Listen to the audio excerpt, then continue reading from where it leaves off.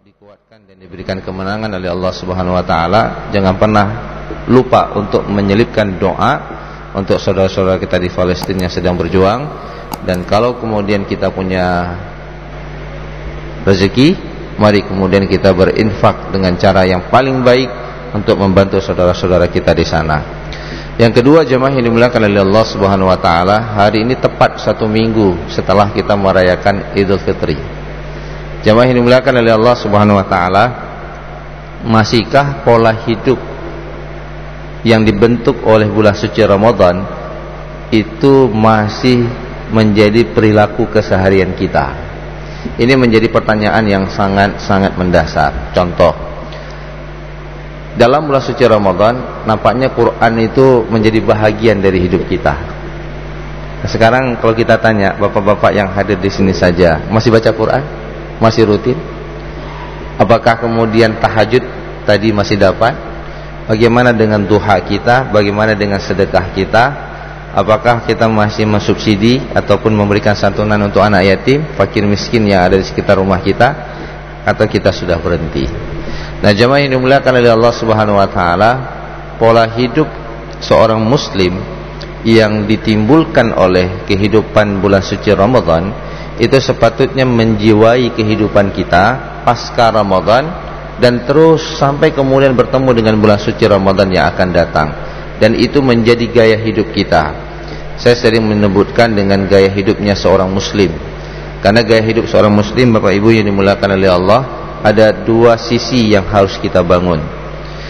Apa yang dimaksud dengan gaya hidup, Bapak Ibu yang dimuliakan oleh Allah? Gaya hidup itu kalau kita lihat dari beberapa rujukan, itu disebutkan bahwa cara seseorang menghabiskan waktu ataupun uang untuk membeli dan menggunakan produk ataupun kegiatan apa yang mereka anggap penting dan berminat di lingkungan mereka, yang kemudian mereka fikirkan terhadap diri mereka, bagaimana lingkungan melihat kehidupan mereka. Jadi ada 2 jemaah yang dimuliakan oleh Allah, bagaimana dia menghabiskan waktunya, lalu bagaimana dia menghabiskan rezeki yang Allah berikan kepada dia. Nah, contoh sederhana Bapak Ibu yang dimuliakan oleh Allah Subhanahu wa taala yang termasuk gaya hidup bagi kita yang selalu hadir sholat subuh, itu ada juga kebiasaan habis sholat subuh ini minum kopi. Itu gaya hidup, Pak. Kalau kemudian kita tidak minum kopi dulu, tidak enak badannya namanya. Jadi hidup hari ini tidak terasa hidup karena belum kena kopi pagi. Nah, kemudian nanti di hari Sabtu selama bulan suci Ramadan itu kita nggak ketemu dengan mereka yang goes. Nanti Sabtu Minggu ini sudah mulai goes. Sabtu kemarin kan masih dalam suasana lebaran. Sabtu ini sudah mulai habis goes, putar sana putar ke sini, kemudian foto selfie lalu upload di media sosial. Kalau tidak upload terasa tidak hidup. Lalu dia perlu like and share. Itu gaya hidup, Pak. Pegang kemudian media sosial, kalau tidak pegang 1 hari merasa tidak hidup. Tidak update status di media sosial, itu belum terasa hidup. Bagaimana dia menghabiskan waktunya?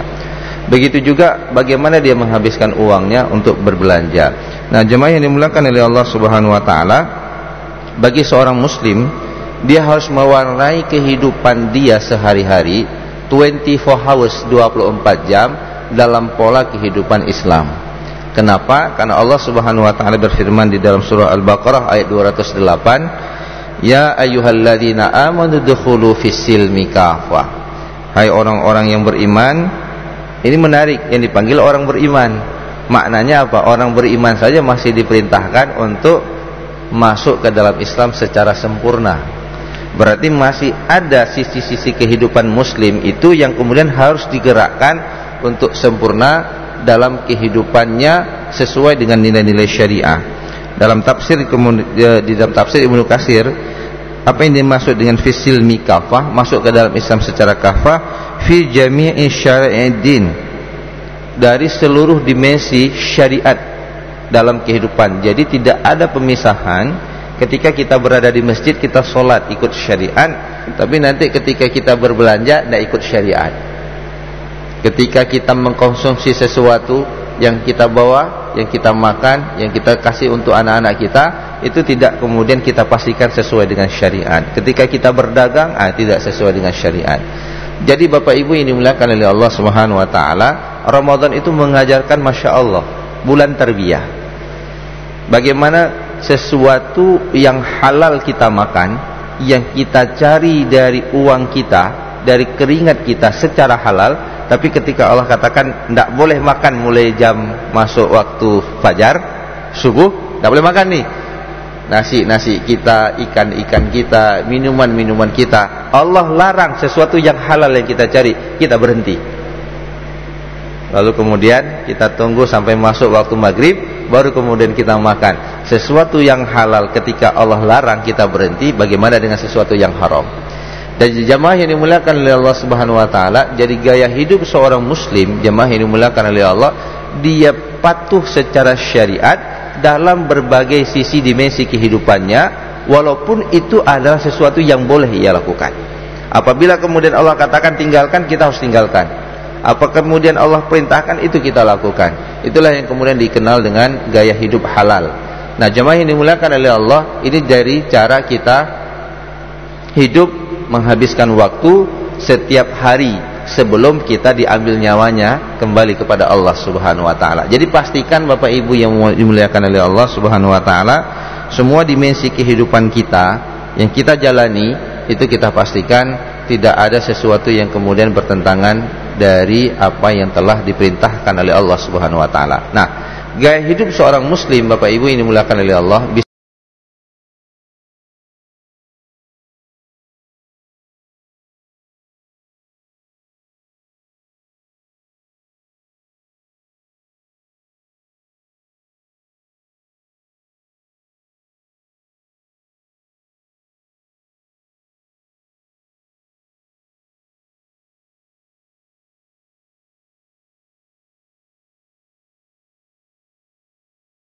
bisa kita bagi kepada dua. Yang pertama, jemaah yang dimuliakan oleh Allah Subhanahu wa taala, sesuatu yang sifatnya eksternal, orang melihat kita. Sebagai contoh misalnya, boleh nggak goes di dalam Islam? Keliling naik sepeda. Pertanyaannya, ada nggak perbuatan itu yang kemudian bertentangan dengan syariat? Oh, ada Pak Ustaz. Apa? Pakaiannya sempit. Oh, pakaiannya itu transparan berbentuk tubuh. Tinggalkan. Oh, kalau pakaiannya normal, ya tidak ada masalah. Nah, Bapak Ibu yang dimuliakan oleh Allah, kita harus masukkan ke dalam pikiran kita, setiap tindakan dalam kehidupan kita itu harus kita pastikan ini sesuai enggak dengan keinginan Allah, ini sesuai enggak dengan apa yang diperintahkan oleh Allah dan Rasulnya, halal ataupun tidak. Ketika kita akan minum kopi, kita tanya dulu nih ya, gitulah kira-kira, ini kopinya kopi halal ataupun tidak. Emang ada kopi haram? Ada Pak. Kalau kemudian kopinya dicampur dengan sesuatu yang haram, maka kita kadang-kadang agak bingung dalam jual beli yang ada di Aceh. Lembaga keuangan syariah sudah dihalalkan, artinya tidak ada lagi transaksi yang bersifat konvensional. Tapi pernahkah kita melihat ataupun memastikan makanan yang kita beli, makanan yang diperjualkan di toko-toko itu dipastikan halal ataupun tidak? Kalau kita semua orang muslim hari ini mempunyai gaya hidup yang halal saja kita berhenti ketika Allah larang, bagaimana dengan yang haram? Ada gaya hidup kita ketika kita belanja, kita tanya sama yang jualan, ini ayamnya halal apa enggak? Kalau itu sering kita tanya, orang jualan mikir juga Pak, apakah ayamnya dipotong secara halal, mengikuti syariat, atau dia mati begitu saja supaya enggak rugi ya, dipotong digoreng terus, orang kan enggak tahu.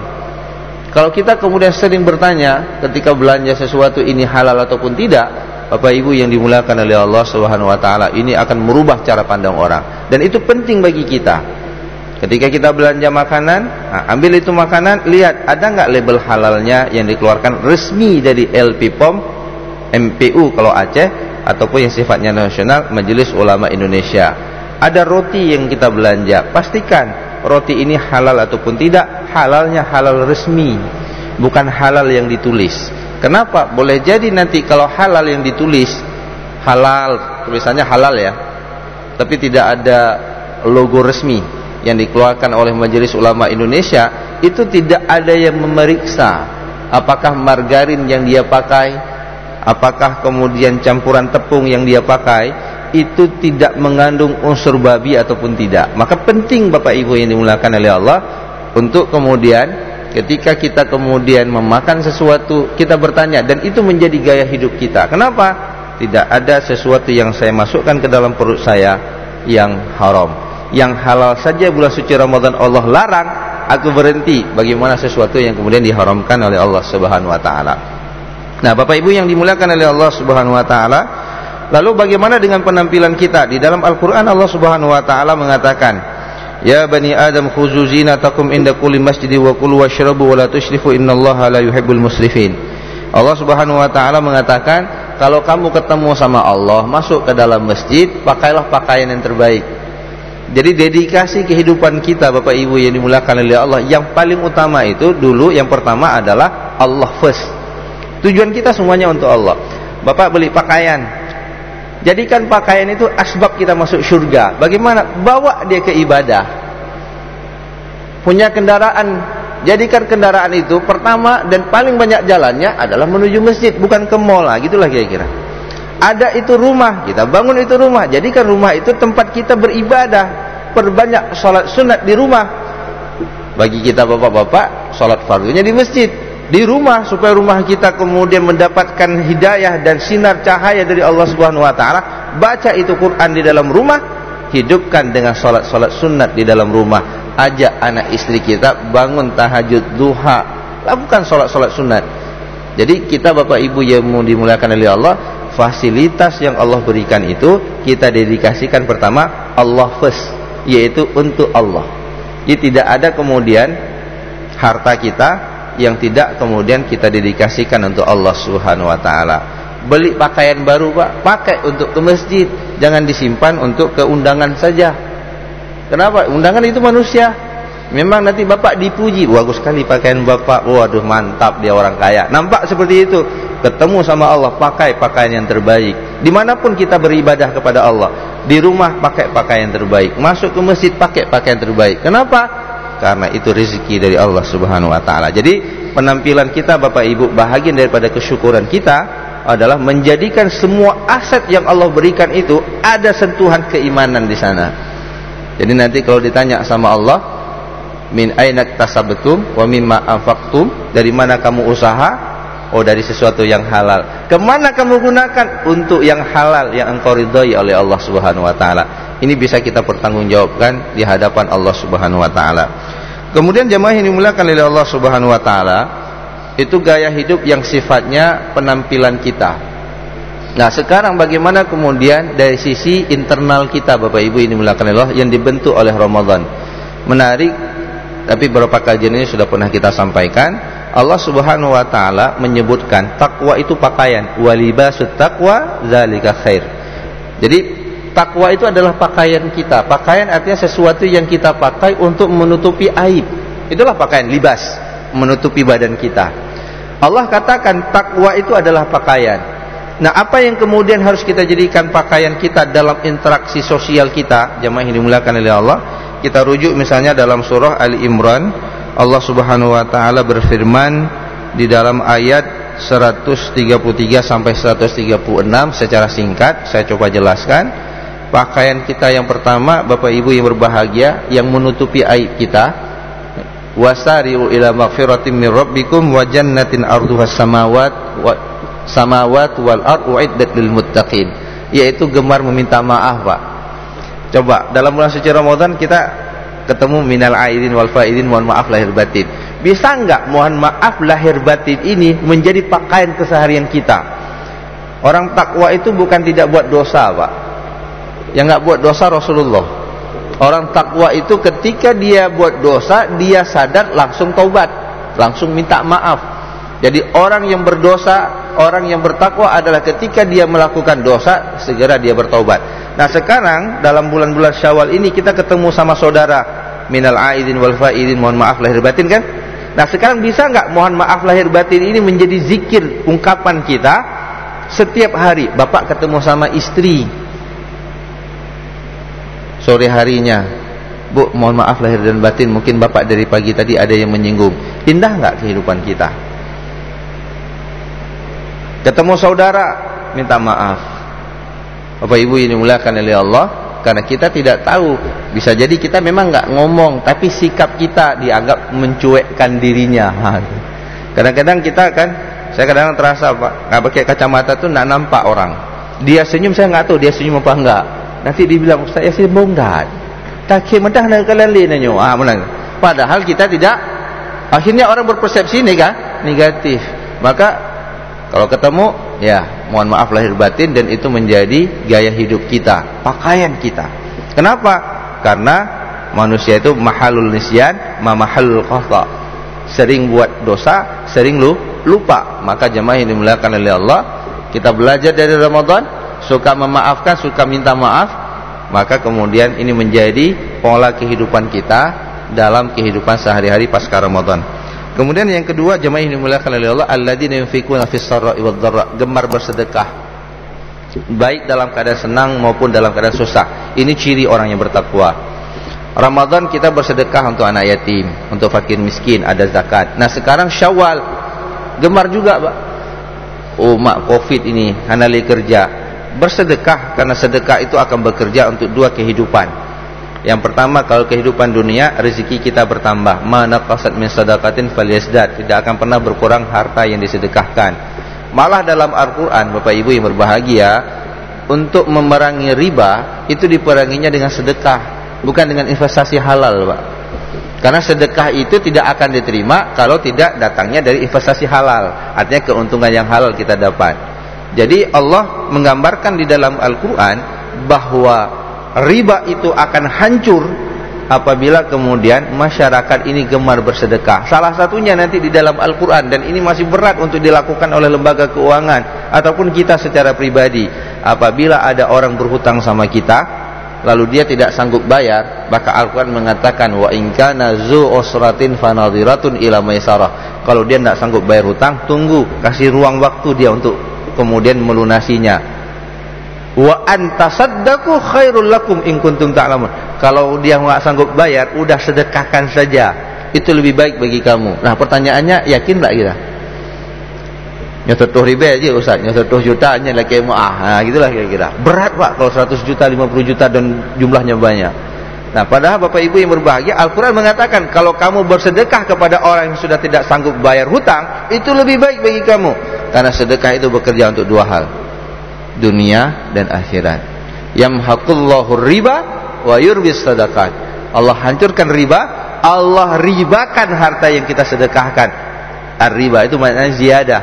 Jadi kalau harta yang kita sedekahkan diziyadah oleh Allah, ada uang sedekah tambah, tidak ada uang sedekah, Masya Allah uang akan datang. Ini logika, bukan logika, ini keyakinan.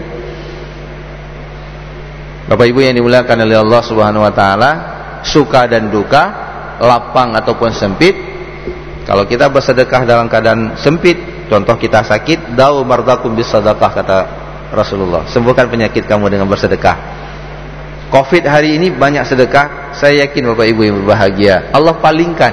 Di pagi ini kita bersedekah, mungkin nanti kita minum, di situ ada yang kita tidak tahu, ada yang positif misalnya. Dengan sedekah kita, bala bisa dipalingkan oleh Allah Subhanahu Wa Taala. Di akhirat nanti pesan Rasulullah kepada Aisyah, wahai Aisyah, tolaklah azab neraka dengan bersedekah walau sebiji kurma.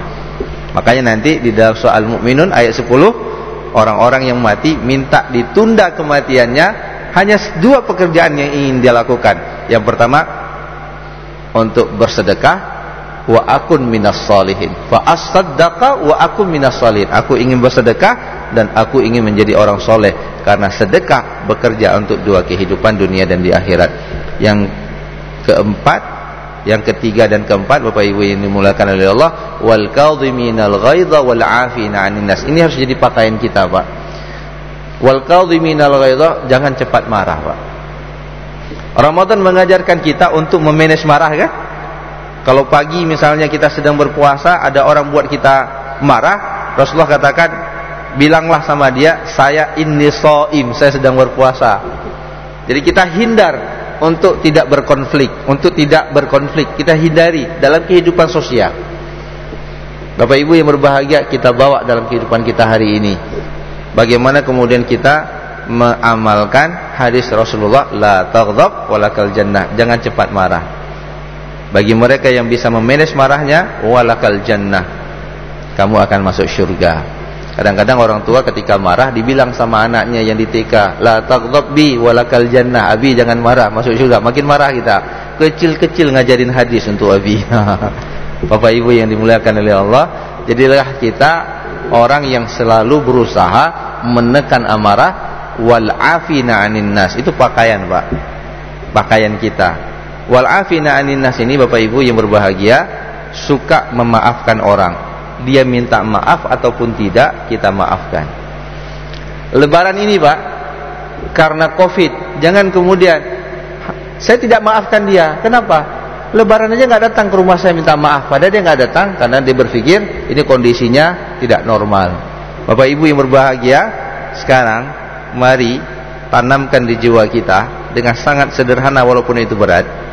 Saya memaafkan semua dosa kaum muslimin yang telah menyakiti hati saya. Teman saya yang di kantor kadang-kadang menyakiti hati saya, rekanan kerja saya kadang-kadang menipu saya. Ya Allah, saya maafkan mereka semua. Bapak Ibu yang berbahagia, ketika kita memaafkan mereka, maka Allah akan memaafkan dosa kita. Terakhir, seorang sahabat ini dulu pernah saya ceritakan di sini. Rasulullah katakan akan datang seorang pemuda yang sudah dijamin masuk surga. Para sahabat ini nggak kenal namanya, nggak ma'ruf, bukan Umar, bukan Ali, bukan Utsman, bukan sahabat-sahabat besar. Amr bin As datang ke rumahnya minta tidur untuk lihat apa amal soleh yang dilakukan oleh pemuda ini yang dijamin masuk surga. 3 hari 3 malam, tidak ada yang spesifik, Pak. Sehingga dia bertanya, apa sebenarnya amal yang engkau lakukan sehingga kemudian engkau sudah dijamin masuk surga? Dia mengatakan tidak ada, ya Amr bin As. Ditanya berkali-kali sehingga kemudian ketika Amr bin As akan pergi dari rumahnya sebagai seorang tamu, dipanggil, ada pekerjaan yang rutin saya lakukan sebelum saya tidur. Ditanya apa itu? Beliau mengatakan, sebelum aku pejam mata aku berdoa kepada Allah. Jadi sahabat itu masuk surga dengan berbagai model, Pak. Amal soleh yang bisa kita lakukan. Mungkin kita nggak kuat kali tahajud, tapi ada amal soleh yang rutin kita lakukan, yang itu mendatangkan cintanya Allah. Bilal bin Rabah pakai sholat berwudu, habis itu salat wudu, sehingga terompahnya sudah ada di dalam surga. Apa yang dilakukan oleh pemuda ini?